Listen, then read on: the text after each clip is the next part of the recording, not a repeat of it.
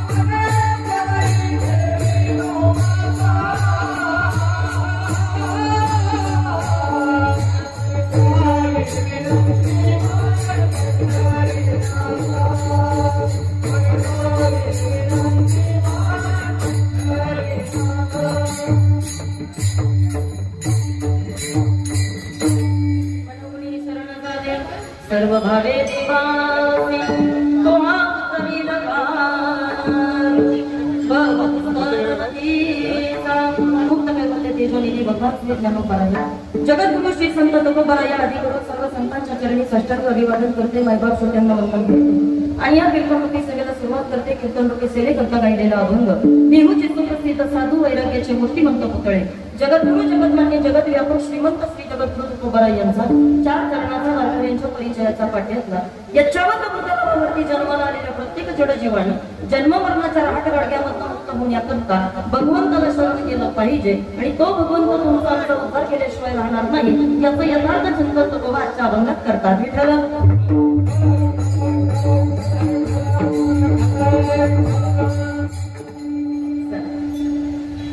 अभंगाला सुरुवात करण्यापूर्वी अल्पसा परिहार देणं भक्त्याचं कर्तव्य. प्रेमानं आनंदानं भक्तिमय अशा वातावरणामध्ये भगवान विठ्ठल रुक्मिणीच्या या प्रांगणामध्ये अतिशय सुंदररित्या चालणारा हा या ठिकाणी यात्रेचा उत्सव आणि या उत्सवाच्या निमित्तानं या ठिकाणी एक दिवशी ही कीर्तनवृत्ती सेवा, ग्रामस्थ मंडळी, संयोजक आयोजक नियोजक कार्यकारी मंडळ, पंचक्रोशीतील कीर्तनकार, प्रवचनकार, गुणीजन, गायक, वादक, अन्नदाते, वर्गणीदार, देणगीदार, टाळकरी, पालकरी आलेले सर्व भाविक वर्ग आणि यात्रेमध्ये या ठिकाणी उपस्थित असणारे ज्यांना ज्यांना कीर्तन ऐकायला जाते ते सगळे जण आणि त्या माध्यमातून या ठिकाणी सुंदर अशी उत्कृष्ट ज्यांनी आपल्याला साऊंड सिस्टीम उपलब्ध करून दिली असे असणारे साऊंड सिस्टीम मध्ये जातात. मला वाटतं सगळ्यांची नावं झाली असतील, बरोबर आहे ना?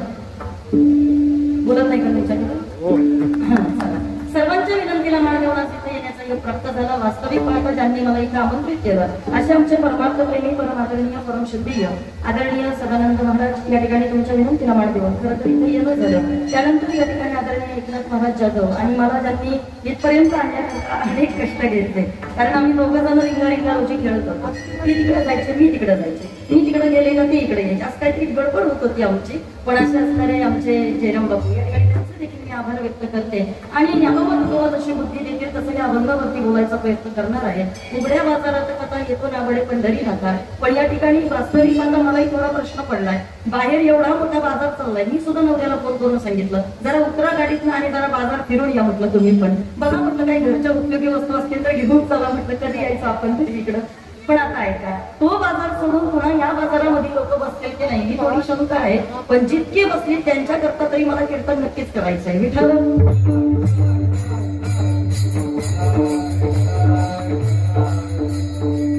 जेवढ्या लोकांना माझं कीर्तन ऐकू जाणार आहे तेवढ्यांना फक्त विनंती आहे, एक सर्वांगाचे काम करून चिंतन ऐका. दोन, ज्या ज्या वेळेला परमात्म्याचं भजन होईल त्या त्या वेळेला सर्वांनी हाताने टाळी मुखाने नामचिंतन करत चला. भगवंताचं नामस्मरण केलं पाहिजे. कशा करता केलं पाहिजे का त्याचं कारण आहे. विठ्ठल विठ्ठल मना वेळोवेळा वासुख सोहळा स्वर्गी नाही. स्वर्गामधल्या देवादिकांना हा सुद्धा सोहळा उपभोगता येत नाही. तुम्ही आम्ही सगळी महत्भाग्याची लोक आहोत, परम भाग्याची लोक आहोत, कारण भरतखंडे नरदेह प्राप्ती हे तो परम भाग्याची संपत्ती आणि या पवित्र भारतामध्ये तुम्ही आम्ही जन्माला आलेलो आहे. त्यातल्या त्यातही पुढे जाऊन महाराष्ट्रामध्ये तुम्ही आम्ही सर्वजण आलेलो आहोत आणि म्हणून या महाराष्ट्राचं वर्णन करत असताना, भारताचं वर्णन करत असताना सगळ्यांनी आपल्याला सांगितलं पवित्र ते कुळ पावन तो देश जेथे हरीचे दास जन्म घेते. पवित्र असणाऱ्या या ठिकाणी भारतामध्ये तुमचा आमचा जन्म झाला आणि म्हणून या ठिकाणी इथं आल्यानंतर तुम्हाला आम्हाला जर उद्धाराचं साधन कोणतं असेल तर ते केवळ आणि केवळ परमात्म्याचं नामचिंतन आहे. म्हणून जीवानं भजन केलं पाहिजे. विठ्ठल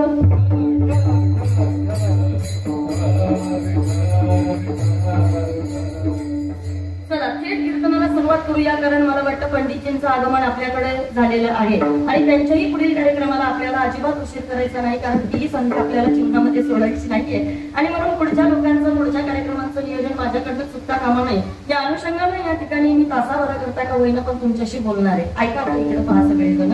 भगवंताला तुम्हाला आम्हाला या ठिकाणी बाबा आयुष्य दिलं, पण ते आयुष्य मात्र आता कमी कमी होत चाललेलं आहे. पूर्वी माणसं किमान 100 गाठायची, बरोबर आहे ना? आचोळेकर बोला पटकन. पूर्वी माणसं 100 पर्यंत तरी प्रवास करत होती. पण इथं बसलेल्या मला लोकांना विचारायचंय, प्रामाणिकपणे सांगा, जेवढी माझी कीर्तन ऐकतात ते सर्वांनी उत्तर द्या. 100 पर्यंत आपण जगू शकतो अशी गॅरंटी तुम्हाला आम्हाला आहे का? बोला की आहे का? नाही ना? याचं कारण तुम्हाला सांगते. इकडे पहा.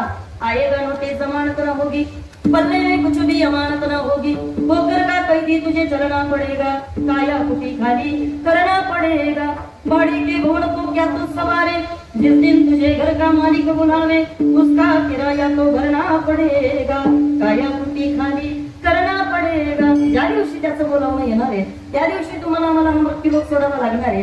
ज्या दिवशी आपलं तिकीट या ठिकाणी कट होणार आहे त्या दिवशी बाबा कितीही मोठा पसारा असू दे पण तो आपल्याला उरकता घ्यावा लागणार आहे. कसं पहा, नाचून झाल्यानंतर मोराला आपला पिसारा आवरावा लागतो आणि आयुष्य संपल्यानंतर माणसाला आपला पसारा आवरावा लागतो. मृत्यू लोकांचं हे सत्य आहे आणि म्हणून संत तुम्हाला आम्हाला वेळोवेळी म्हणतात, बाबा रे एक करा, काय करा, कामामध्ये काम, काही म्हणा राम राम. सतत उठून तुम्ही देवाचं नामचिंतन केलं पाहिजे, सारखं भजन केलं पाहिजे असं अजिबात नाही, पण कमीत कमी या कमी कालखंडामध्ये तुम्हाला आम्हाला स्वतःचा उद्धार करून घेता आला पाहिजे. पहा इकडं माझ्याकडे ऐका. पूर्वीसारखी लोक बाबा आता समाजामध्ये राहिलेली दिसत नाही. जुन्या माणसांमध्ये प्रेम होता, जिव्हाळा होता, माणुसकी होती, आपुलकी होती, नातीगोती होती. बरोबर आहे ना आई? बोला, होती की नाही? आताच्या लोकांमध्ये ती नातीगोती पाहायला मिळत नाही, माणुसकी पाहायला मिळत नाही. माणूस माणसापासून सतत चाललेला आहे आणि याच्या मागची प्रमुख दोन कारण आहेत. एक, माणसाचं या ठिकाणी बाबा यच्छावत भूतलावरती आलेल्या तुकोबरायांनी केलेलं निरीक्षण आहे. महाराज म्हणतात, खाऊ नये ते माणूस खायला लागला, बोलू नये ते माणूस बोलायला लागला, करू नये तो व्यापार माणूस करायला लागला आणि अधोगतीच्या चुकीच्या मार्गावरती चालणारा समाज माणसापासून तुटत चालला.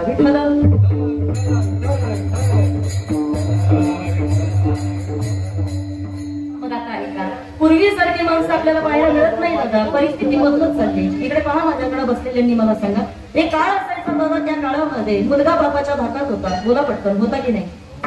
हा, मला वयानुसार ऐकायला कमी येतं, बोलता का तुम्ही? हा, ऐका.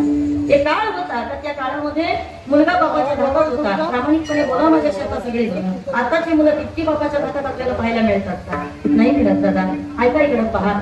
एक काळ होता त्यावेळेला सुनबाई सासूच्या धाकात होती. बरोबर आहे ना? पण आता मात्र या ठिकाणी नको ना सांगू गोष्ट. ऐका बाबा, परिस्थिती बदलत चाललेली आहे आणि या सगळ्या परिस्थितीमध्ये संत तुम्हाला आम्हाला विचारतात, अल्पायुष्य मानव देव शतगणिले ते अर्धरात्र काय मध्ये बालक व पिढार वृक्षय काय भजनासे उरले ते पाहे का? काय उरलं दादा आपल्याला भजना करता? काय उरलं बघून त्याच्या नामस्मरणा करता? आणि मला तरी असं वाटतं की आपल्याला संत वेळोवेळी विचारतात. कबीर महाराज फार सुंदर आपल्याला विचारतात. ते बोलतात आपल्याशी, ते म्हणतात, अब तुम कब स्मरोगे राम, अब तुम कब स्मरोगे राम, अब तुम कब स्मरोगे राम, अब तुम कब स्मरोगे राम. जीवना तो दिन का महिमान रे, जीवना तो दिन का महिमान, अब तुम कब स्मरोगे राम, अब तुम कब स्मरोगे राम. जीवना तो दिन का महिमान, अब तुम कब स्मरोगे राम, अब तुम कब स्मरोगे राम.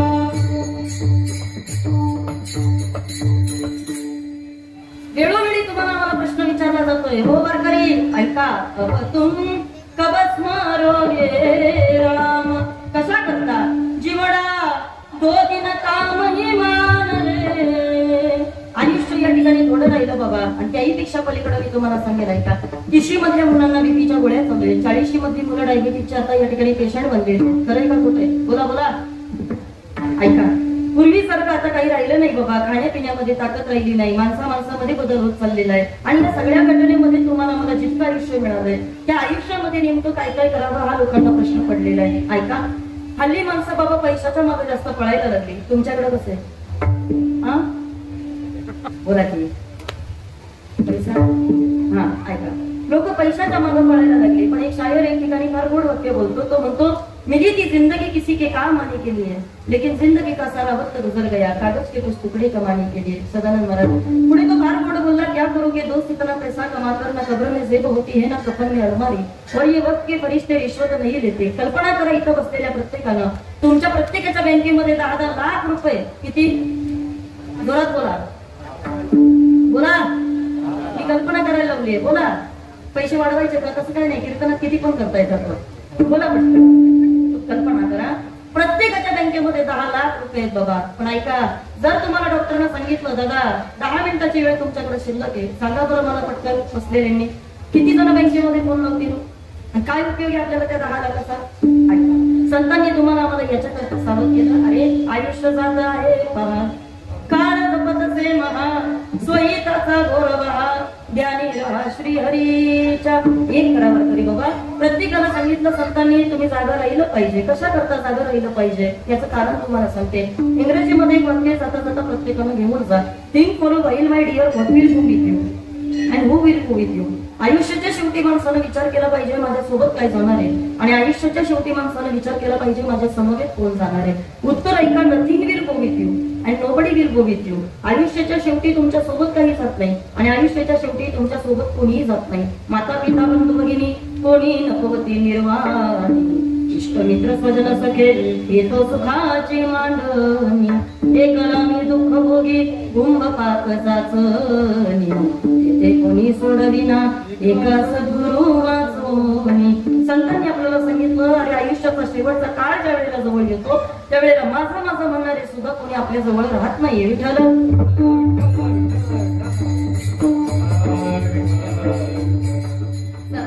गेलं बाबा अर्ध्या लोकांचं आयुष्य केवळ आणि केवळ प्रपंचाकरता, गेलं अर्ध्या लोकांचं आयुष्य केवळ आणि केवळ याचे त्याचे उणीधुणी काढण्याकरता.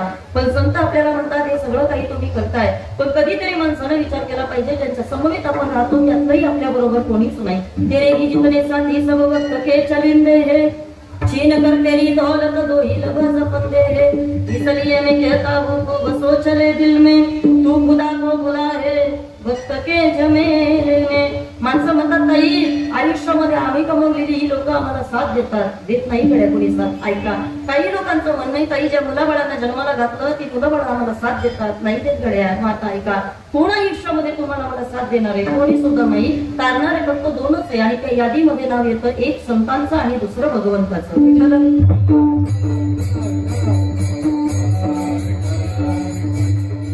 माणसाचा एक स्वभाव आहे चांगलं केलं का मी केलं, वाईट झालं का देवामुळे झालं. इकडं काय होतं बरं हा बोलत नाही का आठवडेकर बोला पटकन.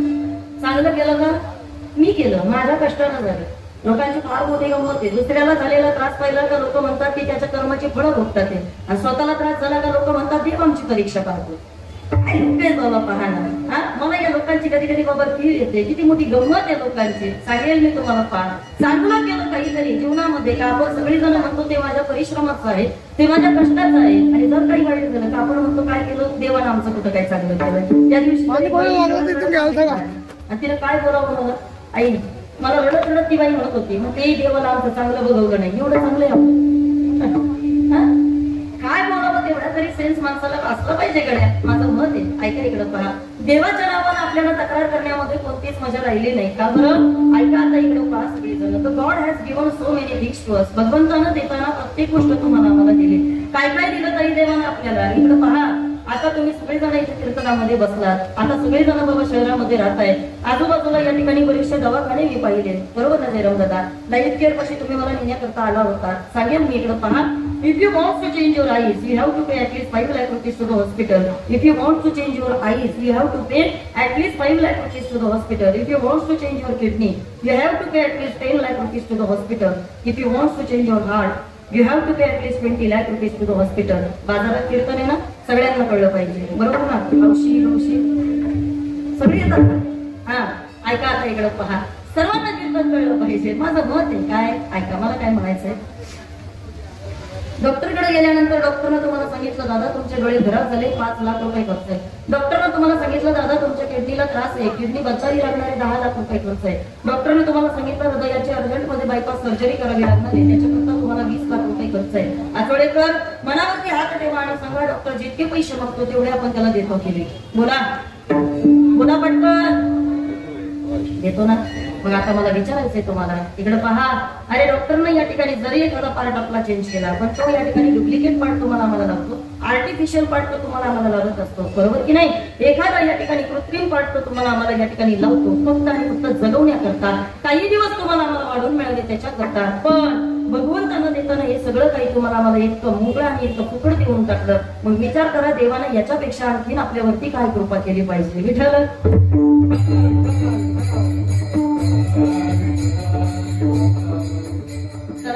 माणसाचा मार्ग चुकत चाललाय म्हणून दादा या ठिकाणी तुम्हाला आम्हाला परमार्थाची गरज आहे. देवाबद्दल तक्रार करण्यामध्ये आता काही सुद्धा राहिलेलं नाही आणि त्याहीपेक्षा पलीकडे आता काही लोक असे दादा ते तर देवही मानायला तयार नाही. ते म्हणतात ताई कुठं देव आहे. काय झालं शाळेमध्ये एक शिक्षक आपल्या मुलांना या ठिकाणी शिकवत होते थोडे नास्तिक होते आणि नास्तिक असल्यामुळे ते रोज आपल्या मुलांना सांगायचे पोरांनो ऐका आपण आपल्या हाताने काम करतो पोरांनो, आपण आपल्या पायानं चालतो पोरांनो, आपण आपल्या डोळ्यानं पाहतो, या जगामध्ये देव नाही. काय म्हणायचे शिक्षक या जगामध्ये देव नाही. रोज बाकीची पोरं ऐकत होती, पण त्या बाकीच्या पोरांमध्ये एक वारकऱ्याचं पोरग होतं आणि ते वारकऱ्याचं पोरग ते ऐकायचं, त्याला फार वाईट वाटायचं. तो रोज गुरुजींना म्हणायचा, गुरुजी तुम्ही म्हणता जगामध्ये देव नाही, पण आमचे बाबा या ठिकाणी रोज सकाळी हरिपाठ म्हणत असतात आणि हरिपाठामध्ये आमचे बाबा आम्हाला सांगत असतात, अव्यक्त निराकार नाही जाकार जे दोन्ही चराचर हरिसे भजे विठ्ठल कळी स्थळी भरला करिता ठाव नाही उरला तुम्ही दृष्टीने पाहिला विठ्ठलाचे विठ्ठल. आमचे बाबा तर हरिपाठामध्ये आम्हाला सांगत असतात जगामध्ये या ठिकाणी देव आहे. आणि गुरुजी तुम्ही म्हणता जगामध्ये देव नाही, ऐकायचं पण असं काही कळत नाही. आता ऐका जयराम दादा, शिक्षण म्हणजे काय रे, माझ्या समोर आगाऊपणा करतोस का? तुला सांगितलंय ना, मी सांगेल तेच खरं, या जगामध्ये देव नाही. आपण आपल्या हाताने कामं करतो, पायानं चालतो, हे त्रिवार सत्य आहे. या जगामध्ये देव नाही, देव मानायची काहीच गरज नाही. एक दिवशी पोरगं जरा रडत रडत घरी गेलं. घरी जाऊन त्यानं बाबाला सांगितलं, बाबा मला ते शाळेत जायचं नाही. बाबाला विचारलं, दादा काय झालं, शाळेमध्ये का जायचं नाही? गुरुजी मारतात का? बाबा गुरुजी मारत नाही, पण मला तरी पण शाळेत जायचं नाही. अरे पण झालं काय? काही नाही बाबा, ऐका आमच्या शाळेमधले गुरुजी या ठिकाणी रोज मला सांगतात या जगामध्ये देव नाही. आणि बाबा तुम्ही तर आम्हाला शिकवताय वृक्षाची पान आले ज्याची सत्ता, झाडाचं पान सुद्धा त्याच्या सत्तेशिवाय हलत नाही बाबा, असं तुम्ही आम्हाला सांगताय ना. मग या जगामध्ये देव नाही म्हणणाऱ्या गुरुजींचं मी कसं काय बरं ऐकायचं? बाबा उद्यापासून मला शाळेत जायचं नाही. बाबा म्हणायचे, बाळा आई तुला या ठिकाणी शाळेत गेलं पाहिजे, तुला अभ्यास आला पाहिजे, तुला पुस्तकं वाचता आली पाहिजे. का? डॉक्टर बाबासाहेब आंबेडकरांचं वाक्य, डॉक्टर बाबासाहेब आंबेडकर म्हणतात माणसाने सतत वाचन केलं पाहिजे. पुस्तकं वाचल्यानंतर मस्तक जागेवरती येत असतं आणि एकदा का मस्तक जागेवरती राहिलं तर नको त्या माणसांसमोर नतमस्तक व्हायची वेळ येत नाही. ती वाचनाची ताकद आहे, कळते तुम्हाला? ही वाचनाची ताकद आहे. नको त्या माणसांकडे आपल्याला नतमस्तक व्हावं लागत नाही, नको त्याची गुलामगिरी तुम्हाला आम्हाला करावी लागत नाही. त्याच्याकरता वाचन गरजेचं असतं, पण आपण वाचत नाही. काय झालं, परवा एक जणाला मी म्हणत होते, बाळा ज्ञानेश्वरी वाचणं आपलं काम आहे, आपलं आद्य कर्तव्य येते आणि वाचली पाहिजे. भाव धरून या वाचे ज्ञानेश्वरी कृपा करी हरी तयावरी नामाने ग्रंथ श्रेष्ठ ज्ञानदेवी लेखकरी ओवी अनुभव. त्याला म्हणणारी एक ओवी वाचायची रोज. तो म्हटला, ताई तुम्ही म्हणता ते बरोबर आहे, पण ऐका ना ताई, अहो आमच्या आजोबा आळंदीला गेले होते ना, त्यांनी आमच्याकरता ज्ञानेश्वरी आणली. काय आणली? ज्ञानेश्वरी आणली. त्याला विचारलं, दादा काय रे ज्ञानेश्वरी आणली ना आजोबांनी? हो म्हटलं ताई आणली ज्ञानेश्वरी. त्याला विचारलं, म्हटलं तू वाचतो का? म्हटलं ताई आम्ही वाचत नाही. काय म्हटलं? आचळीकर काय म्हटलं? आम्ही वाचत नाही. बोला बोला तुम्ही. आम्ही वाचत नाही. मी त्याला सांगितलं, आता तू वाचत नाही. आता म्हटलं तू वाचत नाही. चला ऐका, मला एकच फक्त तुम्हाला सांगायचंय, रोज या ठिकाणी ते शिक्षक आपल्या पोरांना सांगतात ते, आणि मग या ठिकाणी बापाला सांगितलं, बाळ तुला वाचता आलं पाहिजे, लिहिता आलं पाहिजे. अरे शाळेमध्ये जा, आता तुला गुरुजींचं पटत नाही ती गोष्ट सोडून दे, जेवढं गरजेचं आहे तेवढं तरी शिक. आणि मग दुसऱ्या दिवशी मात्र या ठिकाणी त्या पोराला काही सुधरे ना, काय करावं पडेल ना. दुसऱ्या दिवशी पोरग शाळेत जरा लवकर गेलो, विनेकरी बाबा. आणि शाळेमध्ये पोरग लवकर गेल्याच्या नंतर त्या पोरानं फळ्यावरती सुंदर असं गणपतीचं चित्र काढलं. परत आपलं ते पोरांमध्ये येऊन बसलं. मला इथं बसलेल्या सगळ्यांना विचारायचंय, ऐका शाळेमध्ये शिक्षक आले आणि शिक्षक आल्यानंतर ज्या शिक्षकांना देवाचा राग आहे आणि जे शिक्षक मुळात नसतील, आता मला इथं बसलेल्यांनी सांगा सर्वांनी, ज्या शिक्षकांना देवाचा राग आहे त्या शिक्षकांनी गणपतीचा फोटो फळ्यावरती पाहिल्यानंतर त्यांना किती बरं वाटलं असेल ना?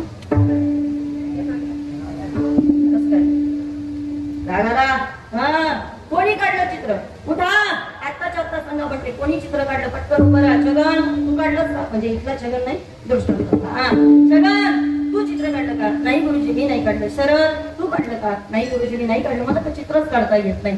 सगळ्यांना विचारून झालं आणि गुरुजी त्या वारकऱ्याच्या पोराला विचारत होते, उभा राहा, तू केलं का हा शांतपणा?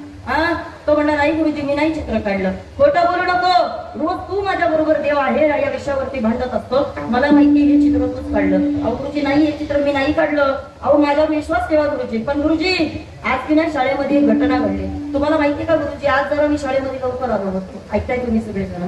ऐका.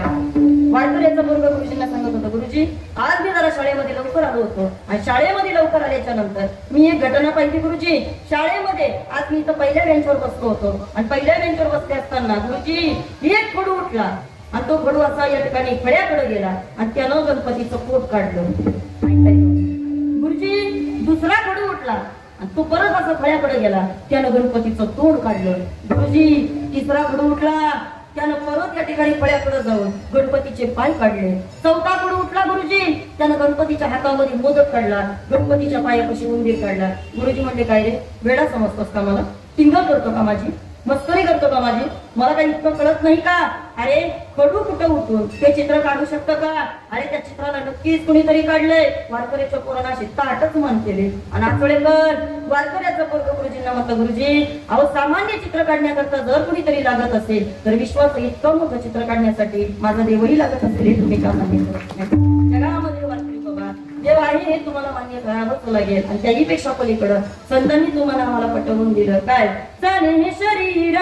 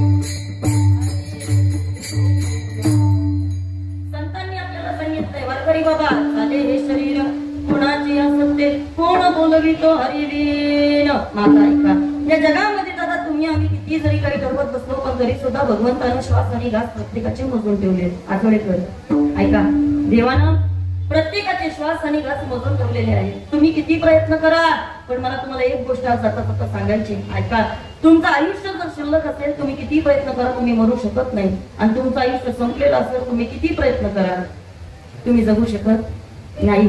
देवानं तुम्हाला मला जितकं आयुष्य दिलंय तितकं तुम्हाला मला जगावं लागणार आहे. पण मग कीर्तन कशा करता असतं, कशा करता हे सगळं आम्हाला सांगावं लागतं. तर त्याच्या मागचं कारण आहे, संत तुम्हाला आम्हाला म्हणतात, बाबा रे जन्माला आलो ते काही फुकट नाही, पण या जन्ममरणाच्या राहत्यामधनं जर तुम्हाला आम्हाला शरण जायचं असेल, या ठिकाणी तुम्हाला आम्हाला याची सोडवणूक करायची असेल, तर त्याच्याकरता तुम्हाला काही गोष्टी कराव्या लागतात. जन्माला आल्यानंतर माणूस म्हणून तुमची आमची काही कर्तव्य जे संतांनी तुम्हाला आम्हाला सांगितली. कोणती कर्तव्य? हस्तो पवित्रो यदि दान पुण्यम, बाहो पवित्रो यदि तीर्थयात्रा, कंठो पवित्रो यदि नाम घोषम, हृदयो पवित्रो यदि ब्रह्मनिष्ठा. शास्त्र आपल्याला सांगतात आपल्या हातात काम त्यानं दानपुण्य केलं पाहिजे. बोला बोला वारकरी, त्यानं दानपुण्य केलं पाहिजे. म्हणून तर वारकरी कथड्यामध्ये म्हणतात ना, तुम्ही काहीतरी दानपुण्य करावा, राम राम स्मराधे. या हातानं दानपुण्य केलं पाहिजे का? आपल्या मराठी भाषेमध्ये म्हटलं जातं, देणाऱ्यानं, जोरात बोला, देणाऱ्यानं देत, घेणाऱ्यानं घेतच राहू घेत त्या. चला शास्त्र आपल्याला असं सांगतं आपल्या हाताचं काम आहे त्यानं या ठिकाणी दान पुण्य केलं पाहिजे. आपल्या पायाचं काम आहे काय त्याला तीर्थयात्रा केली पाहिजे. जवळ हे सकळ सिद्ध आहे हात चालावया पाये तव तू आपले स्वहित पाये तीर्थयात्रे जाय चुकू नको. आपल्या पायाचं काम आहे त्यानं तीर्थयात्रा केली पाहिजे. मी का बोलते याचं कारण तुम्हाला सांगते ऐका. वैकुंठवासी प्रातस्मरणीय गुरु जगन्नाथ अण्णा पवार अण्णांना एकानं या ठिकाणी वाक्य विचारलं होतं. अण्णा काऊ कशा करता हे भजन करायचं, कशा करता वारी करायची, कशा करता इथपर्यंत यायचं, कशा करता कीर्तनामध्ये बसायचं, काय गरज आहे या पावलांना एवढे श्रम देण्याची, काय गरज आहे या पायांना एवढा त्रास देण्याची. त्यावेळेला अण्णांनी दिलेलं वाक्य उत्तर आहे. अण्णा म्हणायचे आपल्या सगळ्या इंद्रियांमध्ये सगळ्यात हलकट जर काही असतील तर ते आपले पाय आहेत. काय पाय विचारलं ते सगळं अण्णा कसं काय तुम्ही पायाला हलकट म्हणता का बरं असं. अण्णा म्हणायचे ते 12 गाव फिरून येतो म्हणून ते हलकट आहे. ऐकताय तुम्ही सगळं हा ते 12 गाव फिरून आले जास्त म्हणून ते हलकट आहे. पण आता ऐका अण्णांचं महत्वाचं वाक्य पुढचं. अण्णा म्हणायची तशी पायाला किंमत मिळत नाही तसं या ठिकाणी पायाला काहीच अर्थ नाही. का बरं इकडं मला इथं बसलेल्यांना विचारायचंय. तुम्ही हातामध्ये घड्याळ वापरतात बरोबर आहे. गळ्यामध्ये दागदागिने परिधान करतात. आपण पुढे मार्केटमध्ये निघालो का आपण पर्स कॅरी करत असतो. आपण या ठिकाणी चांगली चांगली चप्पल आपण पायामध्ये घालत असतो. एखादं व्हेइकल असेल आपल्याकडं त्या साधनाच्या माध्यमातून आपण बाजारपर्यंत येत असतो. मला इथं बसलेल्या प्रत्येकाला विचारायचंय मला पटकन उत्तर द्या आणि मला सांगा सगळं काही या ठिकाणी तुम्ही बाजारामधून घेतलं पण घरी गेल्याच्या नंतर मात्र तुम्ही घेतलेलं सामान आतमध्ये घरामध्ये नेता. तुमचे कपडे घरामध्ये तुम्ही नेता. हातामधलं घड्याळ तुमचं घरामध्ये जातं. खिशातला मोबाईल घरामध्ये जातो. पाकिट घरामध्ये जातं. पण चपला चपला चपला मी 3 वेळा विचारलं कारण बऱ्याच जणांच्या चपला आता किचन पर्यंत जायला म्हणजे हे कळतंय का. हा चपला कुठं बाहेर असतात ना. का चपला आपण बाहेर ठेवतो कारण पायाची वाहन पायी बरी बरोबर आहे ना. चपलाची जागा जिथं आहे आपल्याला त्या चपला तिथंच काढावे लागत असतात. ऐकताय तुम्ही सगळी जण. मला इथं बसलेल्यांना विचारायचंय विचार करा बाजारामधून एखाद्यानं 20,000चा बूट घेतला. आठवड्यामध्ये एखाद्यानं बाजारातून 20,000चा बूट घेतला आणि 20,000चा बूट घेऊन तो बाबा इथं आला आणि इथं आल्याच्या नंतर माझ्या समोर आता बाबा या ठिकाणी त्याने इथं 4 चक्रा मारल्या. किती 4 चक्रा मारल्या. आता मला इथं बसलेल्या सगळ्यांना विचारायचंय 20,000ची चप्पल पायात आहे कुणी पाया पडेल का तुमच्यापैकी बोला बोला. 20,000ची चप्पल आहे पाया पडेल का नक्की नक्की. ऐका चप्पल 20,000ची असू दे कुणी पाया पडत नाही गड्या. मग आता ऐका मला हे का तुम्हाला सांगायचंय कारण की पायात आहे तिला तशी किंमत नाही. पण मला आता तुम्हाला सांगायचंय 150 रुपयाचा सदानंद दादा फक्त पायामध्ये जोडा असू दे 150 रुपयाचा जोडा असू दे साधं धोतर असू दे पण हातामध्ये वेणा घेतला आणि आचोळ्यामधून एखादी दिंडी निघाली 150 रुपयाच्या जोड्याच्या सुद्धा लोक पाया पडतात. ही संप्रदायाची ताकद आहे.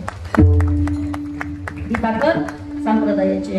तुमच्या 20,000च्या बुटाला बाबा तशी किंमत मिळत नाही पण तुमच्या पायाला किंमत मिळवली जाते. ती कुठं केवळ आणि केवळ वारकरी संप्रदायाच्या माध्यमातून. आणि म्हणून या ठिकाणी संत आपल्याला म्हणतात बाबा रे पायाचं काम आहे त्यानं परमार्थ केला पाहिजे. हाताचं काम आहे त्यानं परमार्थ केलाच पाहिजे. मग आता ऐका इकडे पहा आपल्याला शास्त्रानं सांगितलं आपल्याला संतांनी सांगितलं गेले इंद्रिय हात पाय डोळे मुख बोलाया वचन जेणे तू जोडीशी नारायण नाचे जीव पण भवरोग.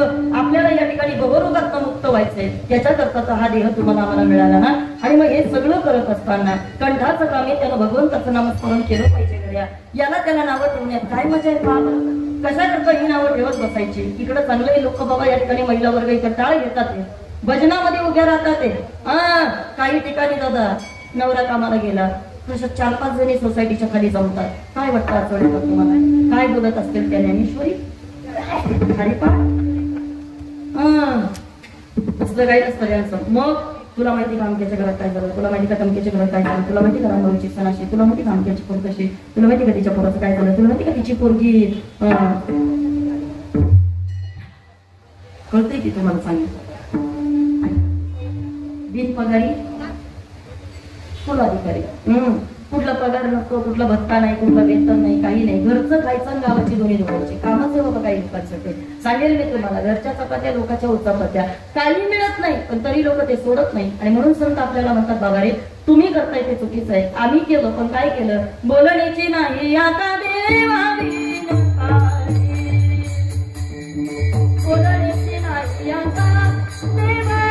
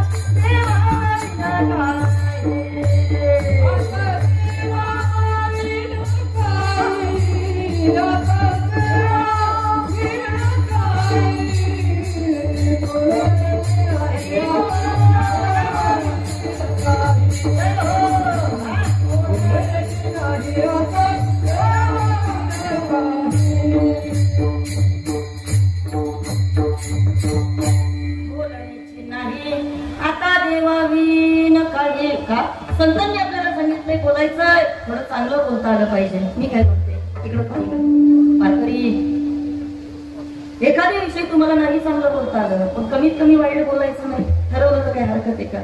तुम्हाला एखाद्याचं नाही चांगलं करता येईल, करू नका, पण किमान वाईट करू नका.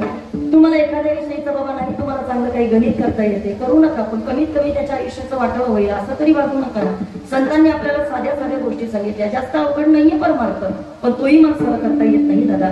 जास्त आयुष्य कठीण नाहीये पण तरी आपल्याला ते कळत नाही. शेजारच्यानं बंगला बांधला, काय गरज आहे आपलं पोट खायची, काय गरज आहे? हा, तुमच्या प्रारब्धामध्ये जितकं आहे तेवढं तुम्हाला मिळणार आहे. कृष्ण ते आपल्याला सांगत असते, जो तेरे नसीब में है वो भागकर तेरे पास आएगा और जो तेरे नसीब में नहीं वो शायद आकर भी चला जाएगा. एखाद्याचं प्रारब्ध आहे त्याला बंगल्यामध्ये राहायला मिळतंय, एखाद्याचं प्रारब्ध आहे तर झोपडीमध्ये राहतोय. पण ऐका इकडे पहा गड्या, कुठं राहतोय त्याला महत्व नाही, आपण कसं राहतोय त्यालाही महत्व आहेच ना. हा, सुख आणि दुःख याचा गरीब आणि श्रीमंतीशी काहीच संबंध नसतो. का? त्याचं कारण तुम्हाला सांगते. रडणारा महालातही रडतो आणि हसणारा झोपडीतही हसतो. हा, या जन्मावर या जगण्यावर शतदा प्रेम करावे आमचे कवी आम्हाला सांगतात. का सांगतात?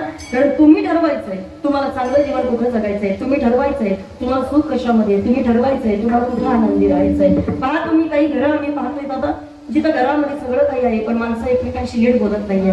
अशी काही घरं आम्ही पाहिलेत दादा का त्या घरामध्ये या ठिकाणी मुलं या ठिकाणी प्रामाणिक नाहीये. अशी काही घरं आम्ही पाहिलेली आहेत दादा का जिथं मुलगा आणि बाप एकमेकांशी बोलत नाहीये. अशी काही घरं आम्ही पाहतोय या ठिकाणी का ज्या घरामध्ये पती आणि पत्नीचं नीट पटत नाहीये. हे सगळं कशामुळे घडतं? कशामुळं? तर केवळ आणि केवळ माणूस आता कॉम्पिटिशन करू लागला त्याच्यामुळे घडतं. प्रत्येक जण इथं बसलेला बघा, तुम्ही आम्ही सगळेजण स्पर्धा करायला लागलो. आता एकमेकांशीच नाही तर सगळ्यांशी स्पर्धा चालू आहे आपली. अगोदर आपला संघर्ष चालायचा, there is a contrast between man and nature. माणसाचा फक्त निसर्गाबरोबर संघर्ष चालू होता, पण आता मात्र संघर्ष आपण माणसामध्ये आणून ठेवला. जा कधीतरी कोर्टामध्ये फक्त दोनच भांडणं तुम्हाला पाहायला मिळतील. दोन, एक तर भावाच्या एक तर वादाच्या आणि दोन नवरा बायकोच्या घटस्फोटाच्या. तिसरं भांडण कोर्टामध्ये आता राहिलं नाही दादा. मी सांगेल, अरे कोण कुठला वकील आहे पण त्याला या ठिकाणी भाऊ जाऊन सांगतो, वकील साहेब ₹1,00,000 माझ्याकडनं जास्त घ्या पण निकाल माझ्या बाजूने लावा. तुम्ही ऐकणार आठवडेकर, ऐका, ₹1,00,000 माझ्याकडून जास्त घ्या पण निकाल माझ्या बाजूने लावा. अरे कोण कुठला वकील पण त्याला ₹1,00,000 जास्त द्यायला तुम्ही आम्ही तयार आहे, पण स्वतःच्या रक्ताच्या नात्याकरता रक्ताच्या भावाकरता मात्र तुम्ही आम्ही एवढी जागा सोडायला तयार नाही. मला सांगा, माणूस म्हणून आपण राहिलो होतो. हा, होऊन गेले राम लखन, बंधू प्रेमाची दिवण शिकवणं. आता भावाभावामध्ये फूट पडे, जग हे चाले कोणीकडे. सख्य भाऊ पक्के वैरी झाले जातात पैशामुळं. सांगेल मी तुम्हाला, नवरा बायकोचं पवित्र नातं आता पहिल्यासारखं राहिलं नाही, ते नातं आता कुठं चाललं. हे सगळं काही संतांनी पाहिलं, संतांना आपली कीव आली. विषय लोभी बोलले जीव, आता याची कोण करी नक्कीव. अरे ऐका, एखाद्याला जर एखाद्या वस्तूचा फार अहंकार झाला, एखाद्याला आपल्या कमवलेल्या पैशाचा फार अहंकार झाला तर बघते बघा म्हणायची कुत्ते अगर बहुत गुरूर आहे तो एक बार इस मिट्टी से अगर पूछना सिकंदर आजकल कहा है. तुम्ही ऐकताय, कुत्ते अगर बहुत गुरूर आहे तो एक बार इस मिट्टी से आकर पूछना की सिकंदर आजकल कहा है. ज्या दिवशी आयुष्यात तुम्हाला आम्हाला वाटेल ना की मी खूप काही मोठं केलं, माझ्यासारखं कोणी करू शकत नाही, मी म्हणजे फार काहीतरी मोठा आहे, ज्या दिवशी असं वाटेल त्या दिवशी मातीला येऊन विचारायचं, का ग सिकंदरला आजकाल कुठं आणून टाकलं का? सिकंदर के हौसले तो आले थे लेकिन गया जब दुनिया से तो दोनों हात खाली थे. विचारा त्या मातीला कुठे ठेवला सिकंदर, विचारा त्या मातीला कुठं ठेवला तो मोठा नेपोलियन, कुठे ठेवलं बाबा ही श्रीमंत माणसं, कुठं गाडली ती सांगते अशी भले भले नेपोलियन आणि भले भले सिकंदर खाऊन टाकलेले, एकाला सुद्धा ठेवलं नाही. मला एकच सांगायचंय तुम्हाला, वस्तूचा प्रामाणिकपणे या ठिकाणी तुम्ही आम्ही सगळेजण गर्व करणारी माणसं झालो गड्या. माणसातलं माणूस पण तुम्ही आम्ही सगळेजण विसरत चाललेलो आहे. मला फक्त एक सांगायचंय, वस्तू गोळा केलेला सिकंदर जाताना मोकळ्या हाताने गेला हे तुम्हाला मान्य करावं लागेल. वस्तू गोळा केलेला सिकंदर जाताना मोकळ्या हाताने जातोय आणि प्रपंचामध्ये एकही वस्तू न ठेवलेले तुकोबाराया महाराष्ट्र त्यांची 375 साजरी करतोय. काय सोहळा चाललाय बाबा देहूमध्ये. आणि मला तरी असं वाटतं तुम्ही आम्ही सगळेजण या गोष्टी करता साक्षीदार आहे ना. तुमची आमची प्रॉपर्टी ही आहे, तुमची आमची प्रॉपर्टी आपला बंगला नाही, तुमची आमची प्रॉपर्टी आपण कमवलेला पैसा नाही, तुमची आमची प्रॉपर्टी आपण कमवलेली इस्टेट नाही. मग एखाद्याने तुम्हाला विचारलं दादा काय कमवलं आयुष्यामध्ये, सांगा कधीतरी गड्या. अरे गेलो होतो आचोळेमध्ये, ऐकलं ताईच्या कानातनं. आणि 16 तारखेला येणारा विजेचा उत्सव या ठिकाणी आम्हाला टीव्हीवरती पाहायला मिळणार आहे. 16 तारखेचा उत्सव आम्हाला युट्यूबच्या माध्यमातून पाहायला मिळणार आहे. देहूमध्ये चालणारा एवढा मोठा स्वर्गाचा सोहळा आम्हाला कदाचित या ठिकाणी तिथं जाऊन पाहता येणार आहे. आणि तो सोहळा पाहण्याचं भाग्य जर आपल्याला मिळालं तर मला तरी असं वाटतं आयुष्यामध्ये कमवलेली ती सगळ्यात मोठी श्रीमंती आणि सगळ्यात मोठी इस्टेट आपली असणार आहे.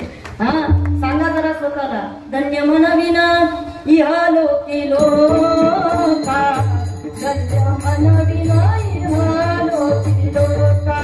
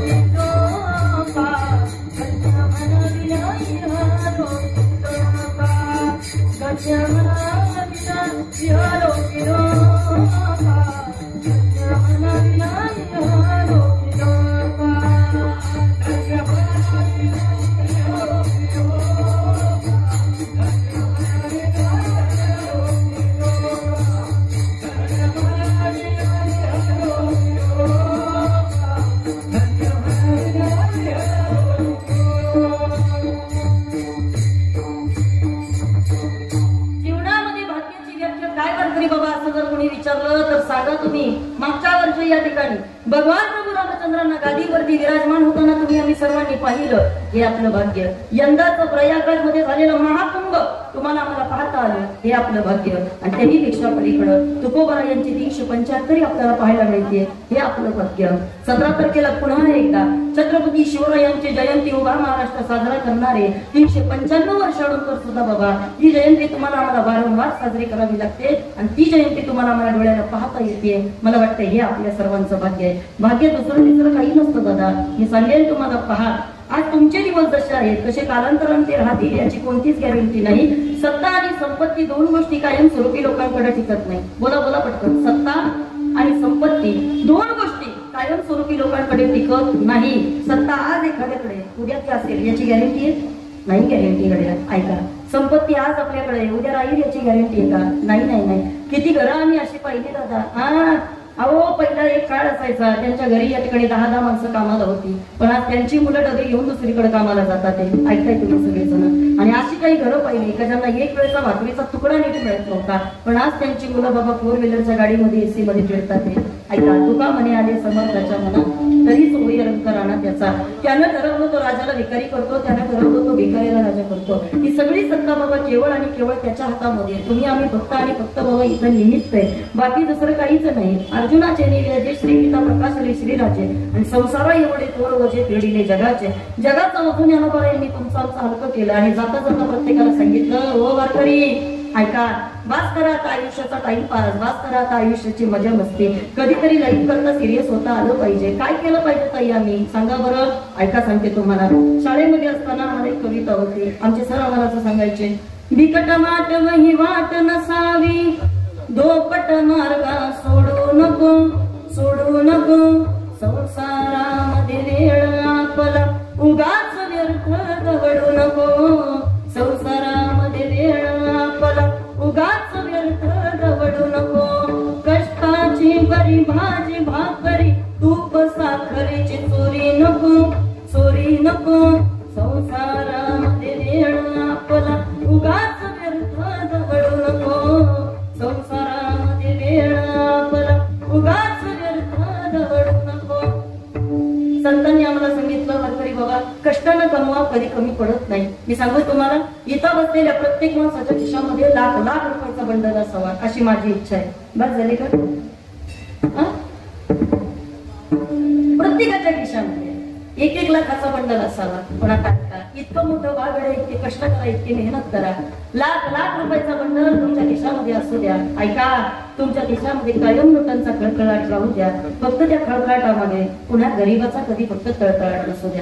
एक गोष्ट लक्षात ठेवा. फक्त कष्टाचं आहे ते कधी बाबा या ठिकाणी आपल्याला सरत नाही. आणि हरामाचं ते कधी पुरत नाही. आणि म्हणून या ठिकाणी तुम्ही पहा ज्यानं जगणं चांगलं ज्याला जमलं ना बाबा त्याच्या आयुष्याची कधी ना कधीतरी तुम्ही जर विचारसरणी पाहिली तर तुम्ही पहा त्यांच्याकडे काही नसू द्या पण तरी ती माणसं समाधानी आपल्याला दिसतात. आणि त्याच्या पलीकडे काही माणसं अशी आहेत दादा कधी कप्प्यानं कुठेतरी पुढे जाण्याचा प्रयत्न करत राहिले. आणि मग कमी वयामध्ये डॉक्टर त्यांना म्हणतात खा बीपीची गोळी, खा डायबिटीसची गोळी, खा झोपेची गोळी, नशीब उठायची गोळी नाही त्यांना. काय कठीण आहे आयुष्य दादा. आणि म्हणून संतांनी आपल्याला सांगितलं या सगळ्यातनं सुटका आपल्याला करायची. त्याच्याकरता देवाला शरण जायचंय. अभंगाचं पहिलं चरण.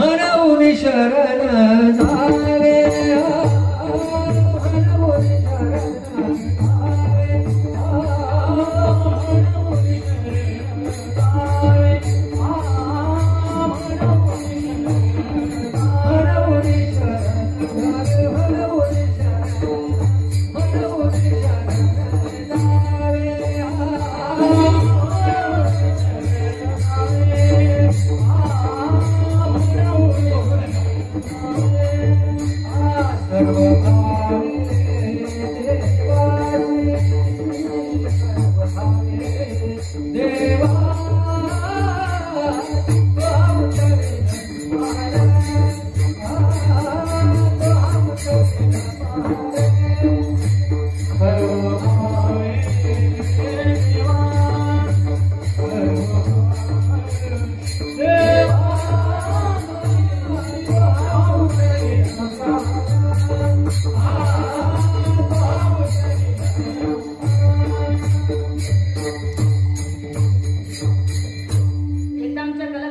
जोरात टाळी वाजवा बरं सर्वांनी, जोरात. मनमुनी शरण जावे सर्व भावे देवासी. देवाला शरण जायचं, कशा करता जायचं त्याच्यावरची कारण आता तुम्हाला सांगते. इकडे पहा, पाप कर्म वासना या तीन गोष्टींमुळे तुम्ही आम्ही मृत्यू लोकांमध्ये आलो. तुम्ही ऐकताय बरोबर करी, ऐका. पाप कर्म आणि वासना या तीन गोष्टींमुळे तुम्हाला आम्हाला हा मृत्यू पाहायला मिळाला. पापामुळे जन्म झाला, पूर्वजन्मी पाप केले ते हे बहु विस्तारिले विषय सुख नाशिवंत सेविता तिन्ही रपून झाले. संतांनी आपल्याला सांगितलं पापामुळे आपला जन्म आहे. पाप पुण्य करुणी जन्म येतो प्राणी. चला पुढे कर्मामुळे तुमचा आमचा जन्म झाला. आणि म्हणून संत आपल्याला सांगत असतात बाबा जर तुमचा जन्म पापामुळे झाला असेल तर परत तुम्हाला इथे यायचं नसेल तर कमीत कमी या जन्मामध्ये माणसानं पाप करताना विचार केला पाहिजे. इकडं पहा, इकडं पाप करताना विचार केला पाहिजे. एके ठिकाणी असं वाक्य पहा, हाथ हंसकर किया हुआ पाप रो रो कर भुगतना पड़ता है और हाथों से बंधी हुई गांठों को दांतों से खोलना पड़ता है. कसं आहे पहा, पाप करायला बाबा सोपं आहे पण ते भोगायला मात्र अवघड पडतं. आणि पुण्य करायला थोडं कठीण आहे पण ज्या वेळेला भोगायची वेळ येते त्यावेळेला त्याच्यासारखा आनंद दुसऱ्या कशात नसतो. विठ्ठल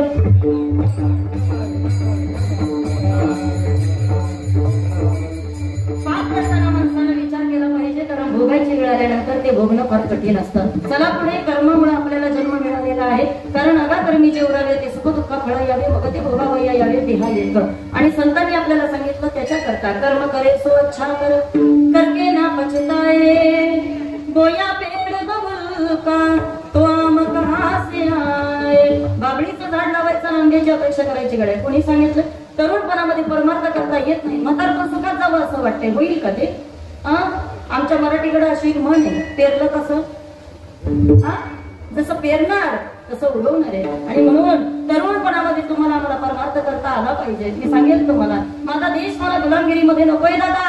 माझ्या देशाला स्वातंत्र्य मिळण्याकरता आम्ही वाटेल ते करू असं म्हणणार आहे. आणि वेळ पडली तर आम्ही फासावरती सुद्धा जाऊ असं म्हणणार आहे. वयाच्या 23व्या वर्षी फाशी घेतणारे भगतसिंह या ठिकाणी तरुणपणामध्ये बाबा देशाच्या कार्याकरता निघाले. मी सांगेल तुम्हाला या ठिकाणी महाराष्ट्रामधली प्रत्येक जनता जगातला प्रत्येक वर्ग सुखी झाला पाहिजे. आणि तो सुखी होत असताना या ठिकाणी अवघाची संसार सुखाचा करीन अशी प्रतिज्ञा करणारे माझे ज्ञानोबा या वयाच्या 16व्या वर्षी परमार्थ करायला लागतात.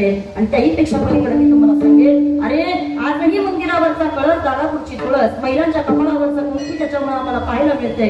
ते एकच नाव म्हणजे राजा शिवछत्रपती. वारकरी बाबा 16व्या वर्षामध्ये हिंदवी स्वराज्याची शपथ घेत असताना मुठभर मावळ्यांना ज्या राजानं माझ्या एकत्र घेतलं आणि मुठभर राजांना एकत्र घेऊन रायरेश्वरावरती जाऊन या ठिकाणी रक्ताचा अभिषेक करावा. आणि माझ्या राजानं सांगावं काय, इथून पुढे माझ्या महाराष्ट्रातली गवताची काळी सुद्धा गुलामांच्या ताब्यात खपू देणार नाही. आया बहिणींच्या इज्जती करता आदरू करता वाटेल ते करू असं आम्ही या ठिकाणी म्हणणार आहे. आणि त्याच वेळेला या हिंदवी स्वराज्याची शपथ घेणारे माझे छत्रपती वयाच्या 16व्या वर्षामध्ये तरुणपणामध्ये परमार्थाला लागतात.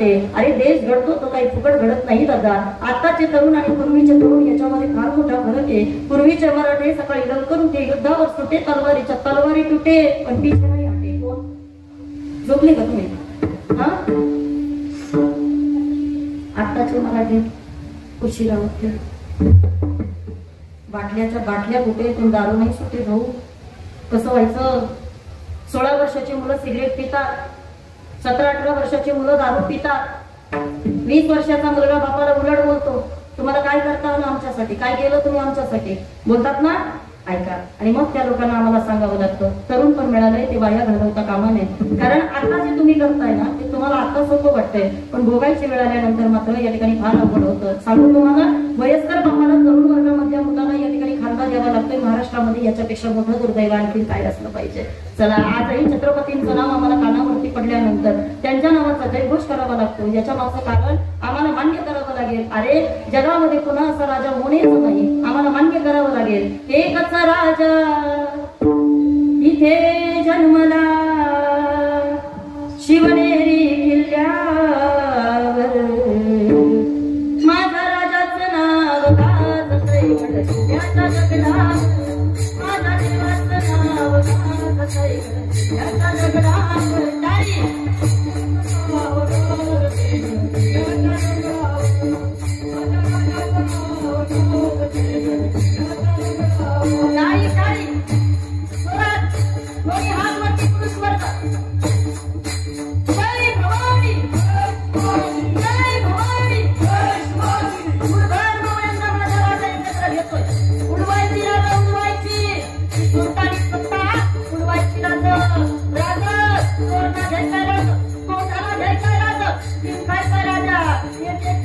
व्हायचा राहतो. आता मात्र या ठिकाणी आदिलशाही चालणार नाही राहतो, निजामशाही चालणार नाही राहतो. आता फक्त एकच हिंदवी स्वराज्य राहतं, हिंदवी स्वराज्य. अरे पण हे पूर्ण होणार कशानं? ऐका, 18 पगड जातीतील लोक माझ्या राजानं एकत्र आणते आणि या मुठभर पावड्यांना एकत्र घेऊन सुंदर स्वराज्य निर्माण केले तलवारीच्या धारेवर.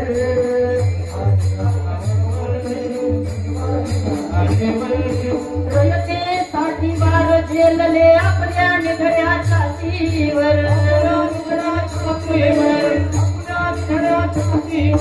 छत्रपती शिवाजी महाराज की हर हर हर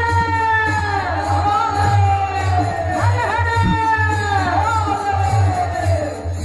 हे प्राणप्रणाशी बदले महावळे भरोसाच्या राजावर. प्राणप्रणाशी बदले महावळे भरोसाच्या राजावर. माझ्या राजाचं नाव त्याच्या दगडावर, माझ्या देवाचं नाव त्याच्या दगडावर.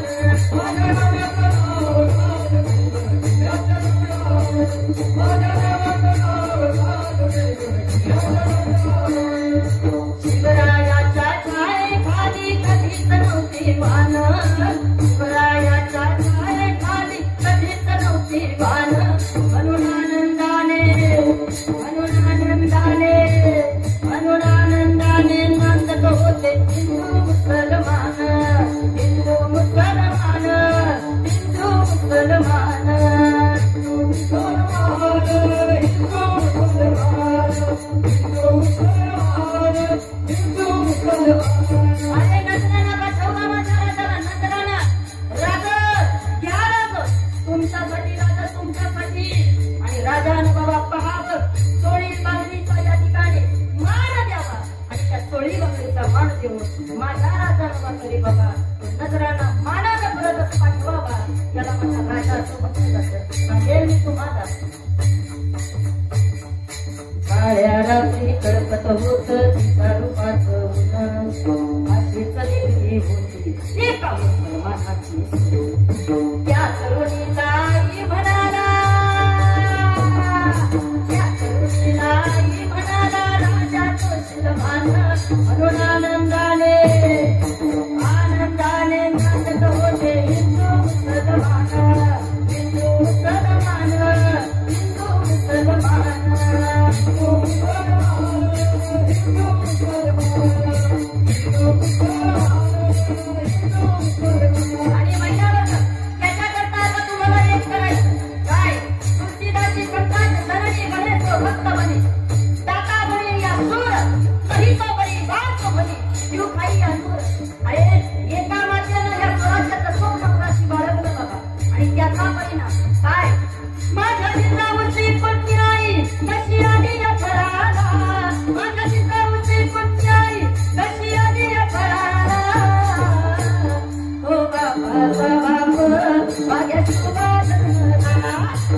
बापाचा बाप माझ्या शिवा जन्मला. बापाचा बाप माझ्या शिवा जन्मला. बापाचा बाप माझ्या शिवा जन्मला.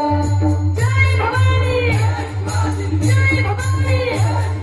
होती माझी चारूची शपथ घेतली स्वराज्याची. जनकल्याणाची शिकवण जगत गुरु तुकोबाची. जनकल्याणाची शिकवण जगत गुरु तुकोबाची. तोरण बांधिले स्वराज्याचे या तोरणा गडाला. तोरण बांधिले स्वराज्याचे या तोरणा गडाला. हर हर हो बापाचा बाप माझ्या शिवा जन्मला. बापाचा बाप माझ्या शिवा जन्मला.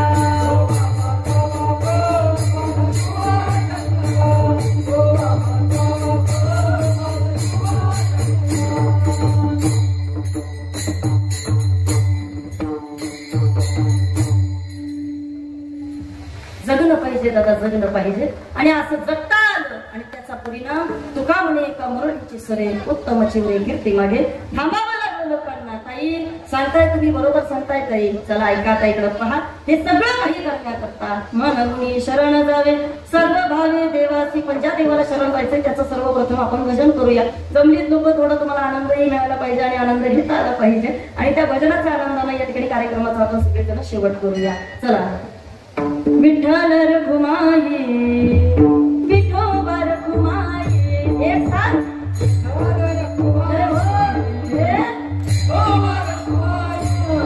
जय जय विठ्ठल विठ्ठल रखुमाई जय जय विठ्ठल विठ्ठल रखुमाई जय जय विठ्ठल विठ्ठल रखुमाई.